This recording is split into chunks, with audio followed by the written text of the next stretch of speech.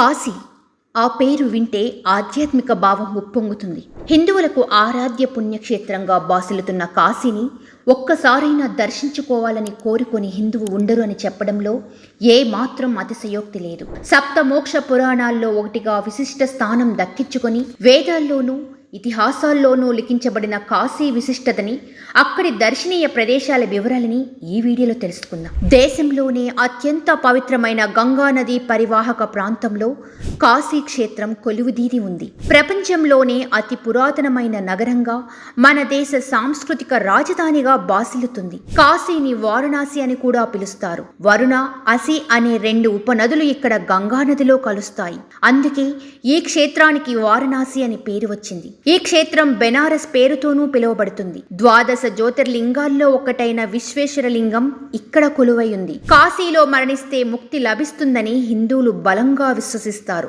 బౌద్ధులకు, జైనులకు సైతం వారణాసి ఒక పుణ్యక్షేత్రం. మన దేశ ఆధ్యాత్మిక చరిత్రలో కాశీ విశ్వేశ్వర స్వామి దేవాలయానికి ప్రత్యేక స్థానం ఉంది. మనిషి శరీరంలో ఉన్న నాడులతో సమానంగా ఇక్కడ 72,000 ఆలయాలు ఉండేవని చెబుతారు.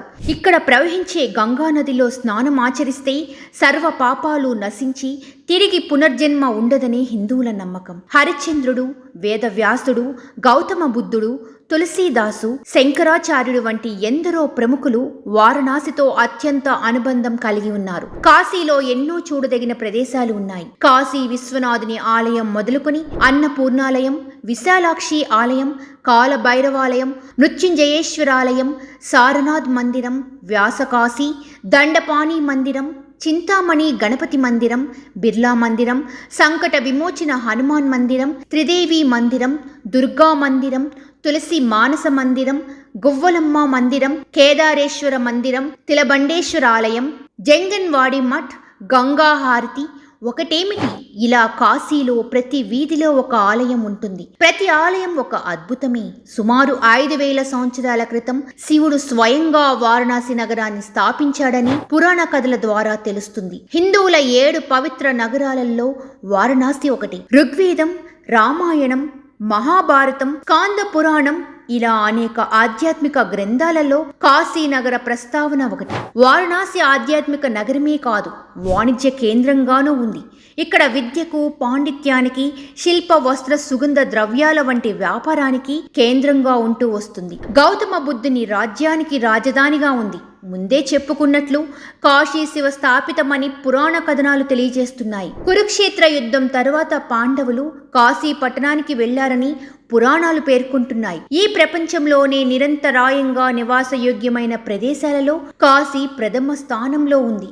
గంగా నది నుండి కాశీ విశ్వనాథ ఆలయం వరకు వారణాసిలో ప్రతి చోట ఆధ్యాత్మికత ఉట్టిపడుతూ ఉంటుంది. రామ్నగర్ దుర్గ్, బెనారస్ హిందూ విశ్వవిద్యాలయం, the God's of Varanasi, Bharat కాలా మ్యూజియం ఇక్కడ చూడదగ్గ ప్రముఖ ప్రాంతాలు. ఇవన్నీ ఒక్కొక్క విశిష్టతను కలిగి పర్యాటకులకు విశేషంగా ఆకట్టుకునేలా ఉంటాయి. వారణాసిలో గంగా హారతి జీవితంలో మనం పొందగలిగే అత్యంత ప్రముఖమైన వాటిలో ఒకటిగా చెప్పవచ్చు. ఈ అపురూపమైన ఘట్టం మనం దైవత్వాన్ని అనుభవించేలా చేస్తుంది.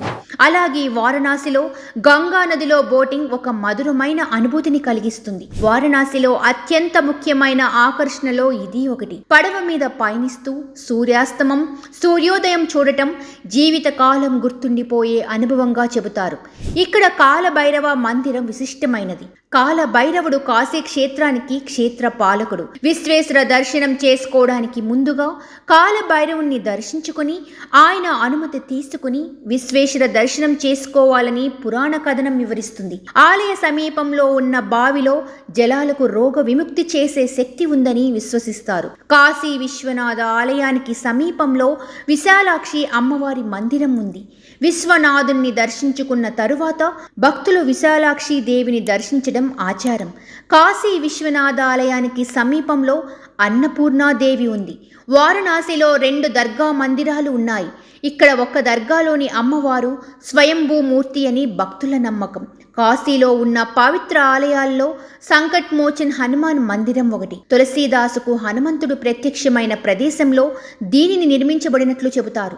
ఇక్కడ భారతమాత ఆలయం కూడా విశిష్టమైనది. 1936లో మహాత్మా గాంధీ చేత ఇది ప్రారంభించబడింది. ఇక కవళీమాత ఆలయంపై ప్రత్యేకత ఉంది. ఈ ఆలయాన్ని దర్శిస్తేనే విశ్వనాథుని దర్శించిన ఫలం దక్కుతుంది అంటారు. ఇక్కడ అమ్మవారికి గవ్వలు సమర్పించి పూజిస్తారు. వారణాసిలో అస్సీఘాట్ గంగా నది సంగమం వద్ద చూడ చక్కగా ఉంటుంది.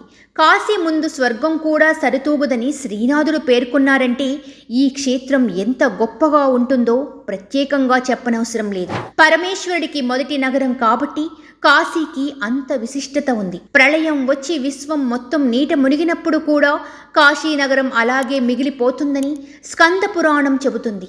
కాశీలో ప్రత్యేకమైనది ఇక్కడ ఎన్నో ఘాట్లు ప్రముఖంగా ఉన్నాయి. దశాశ్వమేధ ఘాట్ చాలా పురాతనమైనది.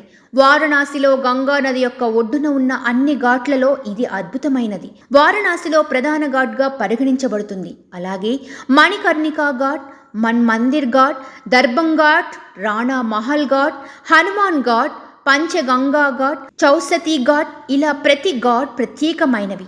ఈ ఆధ్యాత్మిక నగరంలో గంగానది ఒడ్డున అనేక రకమైన దేవాలయాలు చూడవచ్చు. ప్రసిద్ధ దశస్వమేధ ఘాట్లో గంగానదికి హారతి కనుల పండుగగా జరుగుతుంది. అతి పురాతనమైన శతాబ్దాల నాటి రాజభవనాలు వారణాసిలో ఉన్నాయి. వారణాసికి రోడ్డు, రైలు, వాయు మార్గాల ద్వారా చేరుకోవచ్చు. వారణాసిలోని విమానాశ్రయానికి దేశంలోని వివిధ నగరాలతో కనెక్టివిటీ ఉంది. అలాగే ట్రైన్, రోడ్డు మార్గాల ద్వారా కూడా వెళ్ళవచ్చు. ఇక్కడ బనారసి చీరల నుండి సూట్లు, ఆభరణాల వరకు తక్కువ ధరలలో లభిస్తాయి. ఇక్కడ పలు సూత్రాలు ఉన్నాయి. గదులు తక్కువ ధరకే ఇస్తారు. ఉచిత భోజనం వసతి సైతం ఉంది. దాల్మండి మార్కెట్, తాదేరి మార్కెట్, గౌడేలియా, అలాగే గోల్ఘర్ మార్కెట్లో షాపింగ్ మంచి అనుభూతిని పంచుతుంది. ప్రతి ఏడాది ప్రపంచం నలుమూలల నుండి లక్షలాది మంది యాత్రికులను ఆకర్షిస్తున్న వారణాసి దేశంలోనే అతి గొప్ప ధార్మిక, ఆధ్యాత్మిక కేంద్రంలా విరసిల్లుతుంది. ఇంతటి గొప్ప క్షేత్రాన్ని మీరు దర్శించుకుని విశ్వనాథ కృపకు పాత్రలు కాండి.